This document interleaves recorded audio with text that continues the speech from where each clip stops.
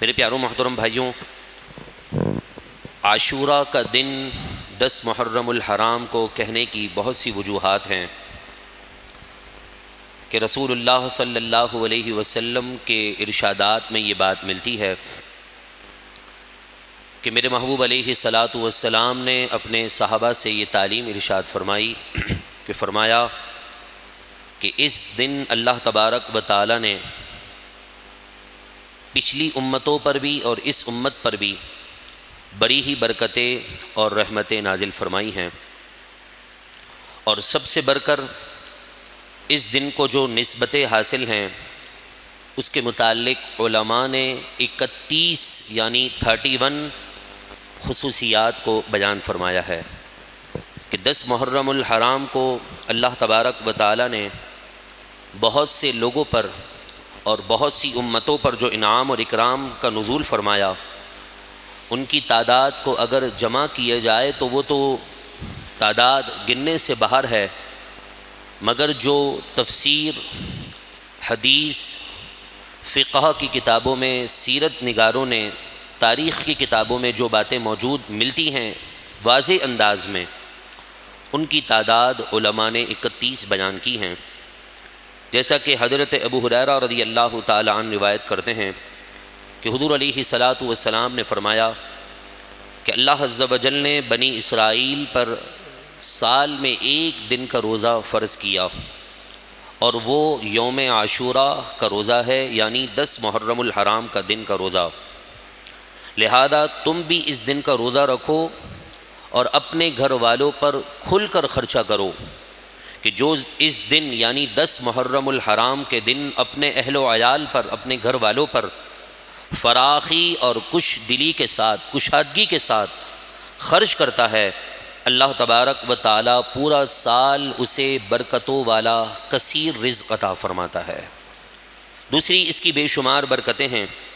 اور یہ بھی ساتھ اللہ کے نبی علیہ الصلاۃ والسلام نے تعلیم ارشاد فرمائی کہ جب عاشورے کے دن کا روزہ رکھنے کا ارادہ کرو تو تنہا نہ رکھو، اس کے ساتھ ایک روزہ مزید ملا لیا کرو، تاکہ مشابہت یہودیوں سے نہ ہو اور عظمت اور برکت اس دن کی ایک روزے کے اضافے کے مل جانے سے نصیب ہو جائے۔ اور پھر فرمایا اسی طرح عاشوراء کے دن ہی اللہ تبارک و تعالی نے حضرت آدم علیہ الصلاۃ والسلام پر اپنی خاص رحمت و رضوان کی بارش فرما کر ان کی اپنی نظر میں کی ہوئی غلطی کی توبہ قبول فرمائی اور انہیں صفی اللہ کا لقب عطا فرمایا۔ تیسری خصوصیات میں سے ایک خاص خصوصیات یہ ہے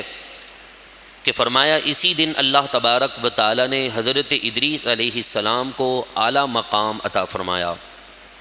اور اسی دن اللہ رب العزت نے حضرت نوح نجی اللہ کو علیہ السلام کو کشتی میں سے آزادی یعنی خلاصہ عطا فرمایا، اور طوفان ٹل گیا اور سارے مسلمان زمین پر آ کے بسنے لگے۔ اور اسی دن اللہ تبارک و تعالی نے حضرت ابراہیم علی نبینا علیہ الصلاۃ والسلام کو نمرود کی آگ سے نجات عطا فرمائی تھی، اور فرمایا کہ اسی دن حضرت موسیٰ کلیم اللہ کو اللہ تبارک و تعالی نے تورات جیسی عظیم کتاب اللہ عطا فرمائی، اور اسی دن اللہ رب العالمین نے حضرت یوسف علیہ السلام کو لمبے دراز سے بغیر کسی قصور کے، ویسے بھی نبی معصوم عن الخطا ہوتے ہیں، بغیر خطا اور بغیر قصور کے جو لمبی آپ نے قید کی زندگی کو پسند کیا تھا، اس قید کی زندگی سے اللہ نے آپ کو رہائی اور آزادی عطا فرمائی۔ اسی دن اللہ رب العالمین نے حضرت یعقوب علیہ السلام کی آنکھوں کی بینائی واپس عطا فرما دی، اور اسی دن حضرت ایوب علیہ السلام کو جو اللہ نے آزمائش کے دن دیے کہ اس کافی عرصہ آپ ایسے بیمار رہے کہ آپ کے جسم سے جو ہے بظاہر ایک انسان ہونے کے ناطے جو زخم سڑ جاتا ہے تو اس میں کیڑے پڑ جاتے ہیں، تو ایسی بیماری سے اللہ رب العالمین نے حضرت ایوب علیہ السلام کو جو ہے وہ شفا عطا فرمائی۔ اور اسی دن اللہ رب العالمین نے حضرت یونس علیہ السلام کو مچھلی کے پیٹ سے رہائی عطا فرمائی۔ اسی دن دریا کو پھاڑ کر اللہ رب العالمین نے حضرت موسیٰ کی قوم بنی اسرائیل کو راستہ عطا فرمایا،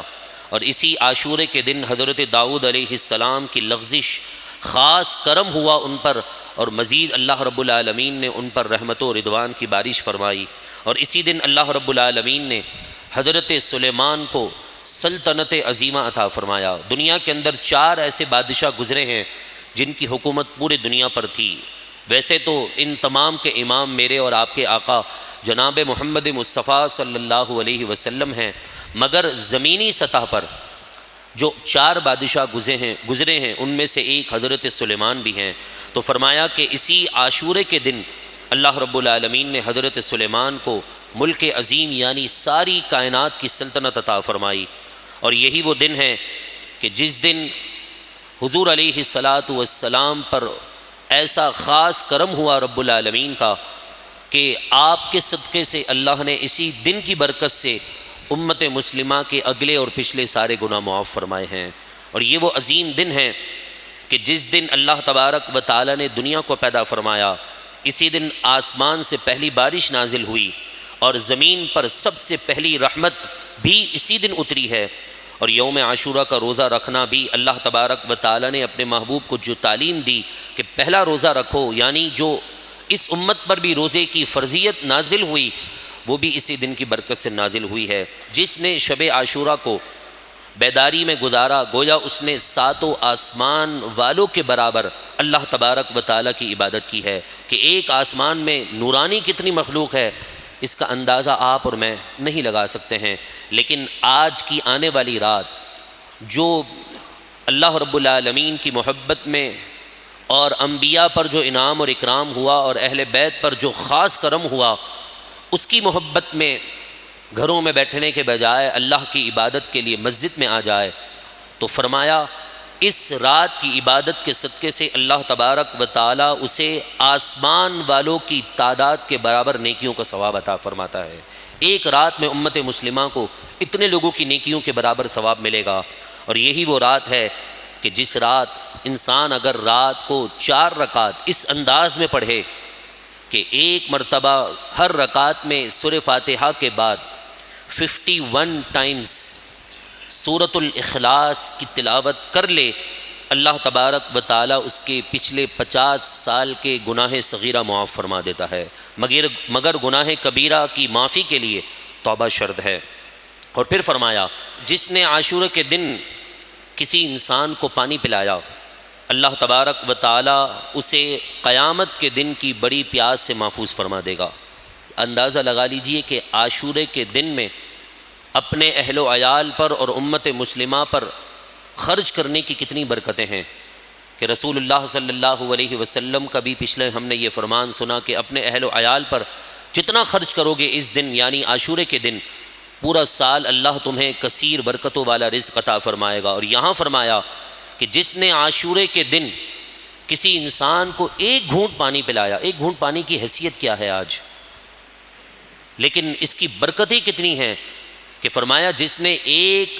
گھونٹ عاشورے کے دن کسی پیاسے کو پانی پلا دیا، اس کی پیاس بجھا دی، اللہ تبارک و تعالی قیامت کے دن کی پیاس سے اس انسان یعنی پانی پلانے والے کو محفوظ فرما دے گا۔ اور پھر فرمایا کہ صرف پیاس بجھائے گا نہیں بلکہ اسے ایسا جام عطا فرمائے گا، ایسے پیالوں میں جنت کے مشروبات عطا فرمائے گا کہ اس کے پینے کے بعد کبھی وہ پیاسا نہ ہوگا، وہ ایسا ہو جائے گا کہ گویا اس نے لمحے بھر میں اللہ تبارک و تعالی کی فرما برداری کا حق ادا کرنے کی کوشش کر لی ہے۔ اتنی برکتیں اللہ تبارک و تعالی اس انسان کو عطا فرمائے گا جو انسان کل کے دن امت مسلمہ کے لیے اپنے خزانے کھول دیتا ہے اور انہیں کھانے پینے کی اشیاء مہیا کر دیتا ہے۔ اور پھر اس کے بعد فرمایا عاشورے کے دن اللہ کی راہ میں صدقہ کرنے والا گویا اس نے کسی سائل کو کبھی خالی نہیں لوٹایا، ایک صرف صدقہ کر دے، اللہ تعالیٰ ساری کائنات کے محتاجوں کے برابر صدقہ کرنے کا ثواب اسے عطا فرما دیتا ہے۔ اتنی برکتوں والا دن ہمارے درمیان آنے والا ہے۔ اور ساتھ یہ بھی فرمایا کہ جس نے عاشورے کے دن غسل کیا وہ موت کے مرض کے سوا سارے امراض سے اللہ سے شفا اور مکمل صحت عطا فرما دیتا ہے، کیونکہ موت تو ایک بہانہ ہے، وہ کسی بھی بہانے سے آ جاتی ہے، کبھی بیماری کے نام پر، کبھی کس وجہ سے، تو کہا موت کا جو مرض ہے، جس مرض میں اس انسان کو موت آنی ہے، اس کے سوا اللہ سارے امراض سے 10 محرم الحرام کے دن صرف اس نیت سے کہ حضور کا فرمان ہے اور صحابہ اور اہل بیت اور صالحین کا طریقہ ہے، غسل کر لیتا ہے، اس نیت کے ساتھ اللہ اسے بیماریوں سے شفا عطا فرما دیتا ہے۔ اور جس نے اس دن کسی یتیم کے سر پر ہاتھ پھیرا اور اس کے لیے شفقتوں اور محبتوں کا پیغام اس کو عطا کر دیا،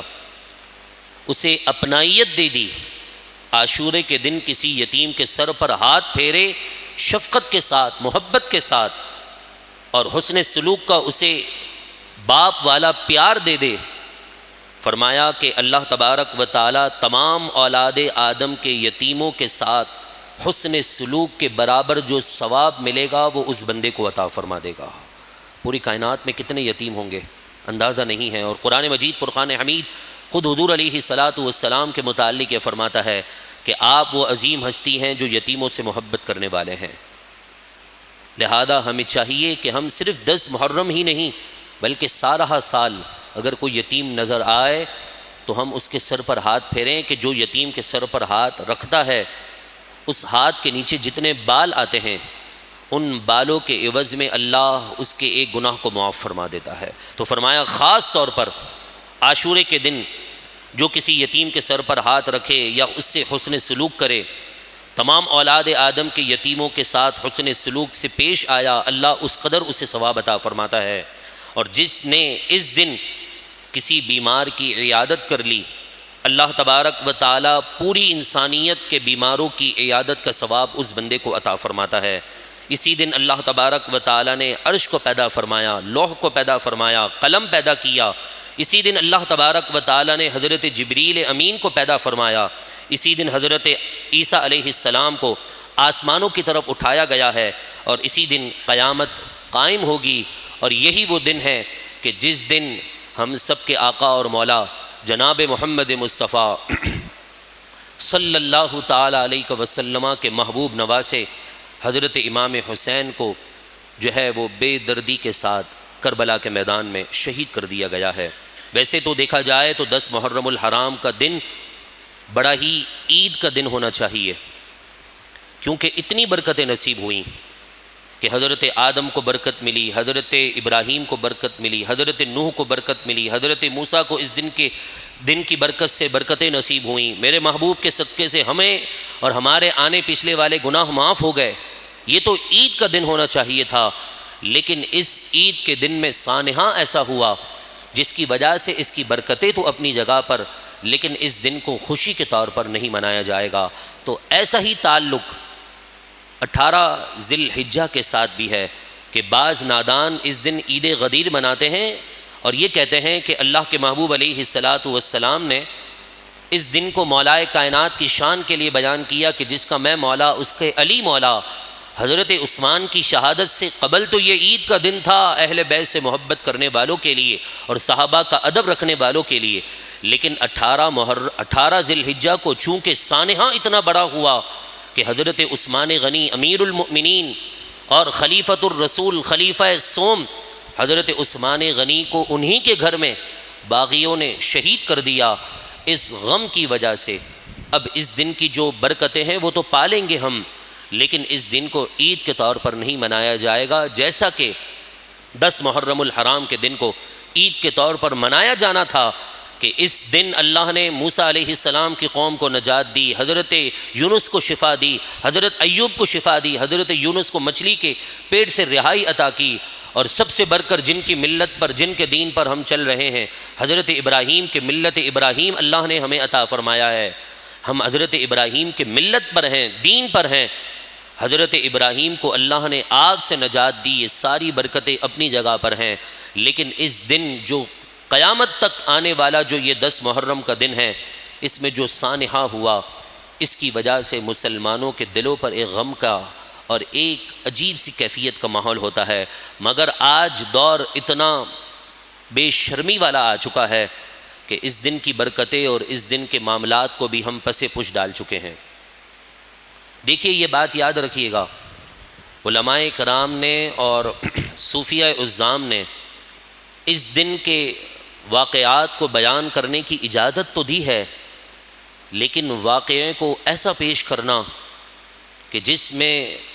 بیان کرنے والے کی تمنا آرزو یہ ہو کہ میں اہل بیت کی محبت میں لوگوں کو رلا دوں، فرمایا مفسرین اور محدثین نے کہ ایسے بیان کرنے والے کا بیان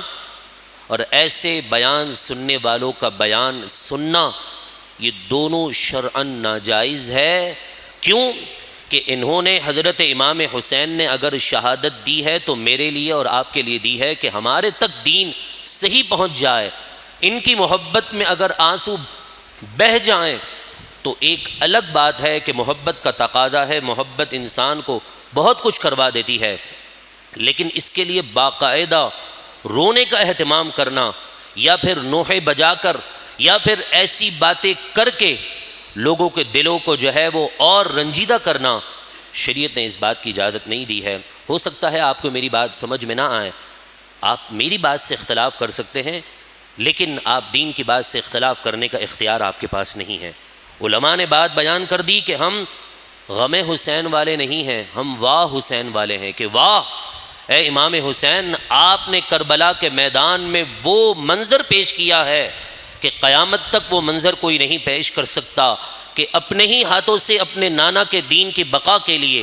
آپ نے اپنے بچوں کو نیزے پر اچھال دیا، اور پھر کیسی شان اللہ نے دی کہ سب کے سر نیچے ہیں اور شہدائے کربلا کے سر پھر بھی اونچے اللہ نے کر دیے ہیں۔ واہ حسین، آپ نے کیا شان پائی ہے حضور کے صدقے سے کہ آپ نے دین کی بقا کے لیے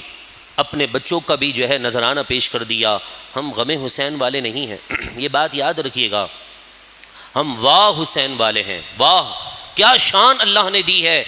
کہ آپ کے لیے حضور نے خطبہ بھی روک دیا اور ہاتھ میں اٹھا کر اپنی گود میں بٹھا لیتے ہیں۔ آپ واہ حسین ایسے ہیں، ایسی شان اللہ نے آپ کو حضور کے صدقے سے عطا کی کہ جہاں نماز میں کسی دوسرے کا خیال آنے کی اجازت نہیں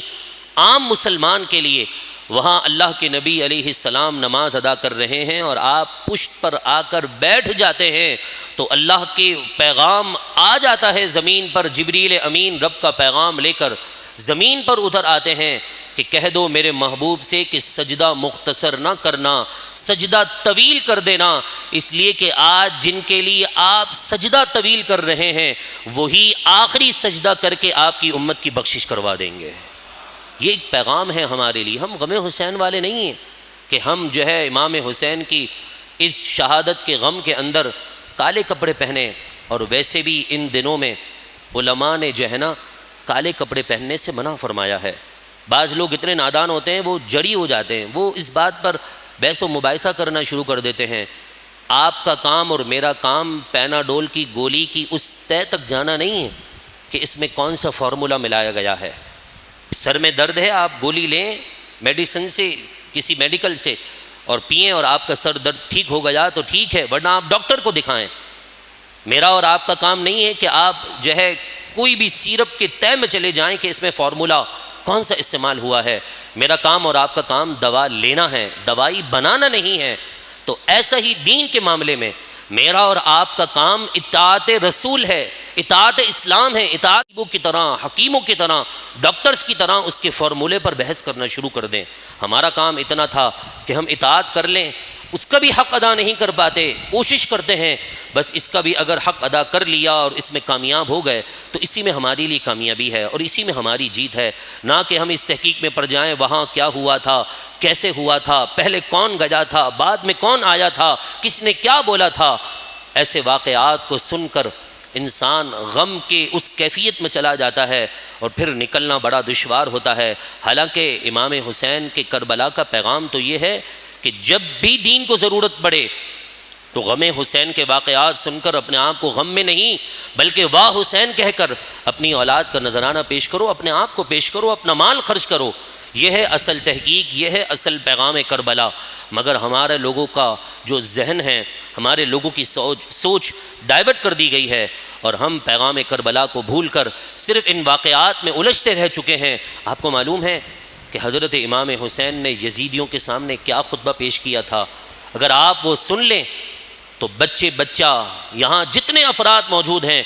ہر ایک کے رونگٹے کھڑے ہو جائیں گے کہ امام حسین نے وہ پیغام دیا ہے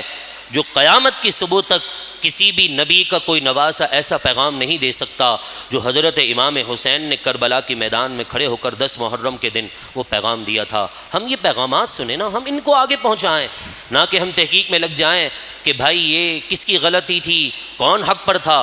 میں اور آپ کون سے جج ہیں کہ ہمارے کو کتنی اتنی طاقت دی ہے